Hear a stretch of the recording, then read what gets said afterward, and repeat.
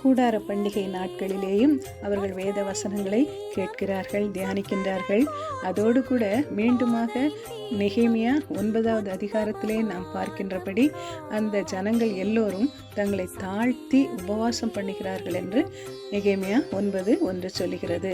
எனவே தங்களுடைய பாவங்களை குறித்த மனம் திரும்புதலை, அந்த துக்கத்தை காண்பிக்கும்படியாக அவர்கள் இப்படியாக உபவாசிக்கிறார்கள்.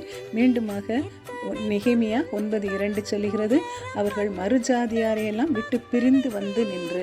எனவே உலக பிரகாரமான ஜனங்களை விட்டு பிரிந்து நாமும் கூட நம்முடைய ஆவிக்குரிய ஜீவியத்திலே நம்முடைய வேத வசனங்கள் வாசித்து அதன் போல மனம் திரும்ப வேண்டியவர்களாக இருக்கின்றோம். உலக பிரகாரமான காரியங்களுக்கு அடிமையாகாதபடி அவற்றை விட்டு திரும்பி வந்து பிரிந்து நிற்கிற வாழ்க்கை வாழ வேண்டியவர்களாக இருக்கின்றோம்.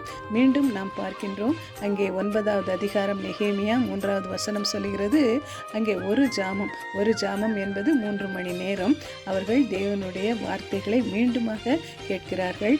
மீண்டும் ஒரு ஜாமம் அவர்கள் பாவ அறிக்கை செய்கிறார்கள் என்று நாம் பார்க்கின்றோம். பாவ அறிக்கை பண்ணி தங்கள் தேவனாகிய கர்த்தரை பணிந்து கொண்டார்கள். மீண்டுமாக நெகேமியா 9வது அதிகாரம் 5வது வசனத்திலே நாம் பார்க்கின்றோம், அந்த லேவியர்கள் அவர்களை ஸ்தோத்திரத்துக்கு நேராக தேவனை வொர்ஷிப் பண்ண அவர்களை ஸ்தோத்திரம் செலுத்த வைக்கின்றார்கள்.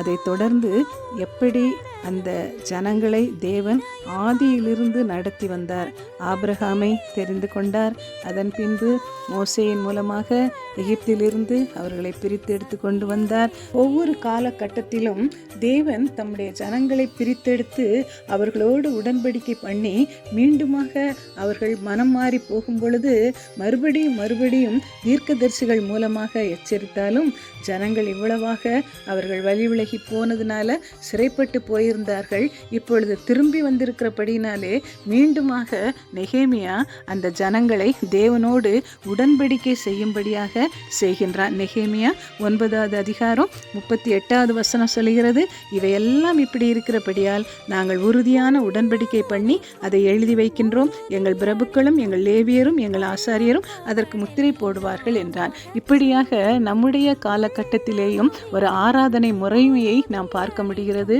முதலாவது நாம் பாவ அறிக்கை செய்ய வேண்டியவர்களாக இருக்கின்றோம், நம்மை தாழ்த்த வேண்டியவர்களாக இருக்கின்றோம், வேத வசனத்தை கேட்க வேண்டியவர்களாக நாம் இருக்கின்றோம், தேவனை துதிக்க வேண்டியவர்களாக இருக்கின்றோம், வசனங்களை மீண்டும் தியானிக்க வேண்டியவர்களாக இருக்கின்றோம்.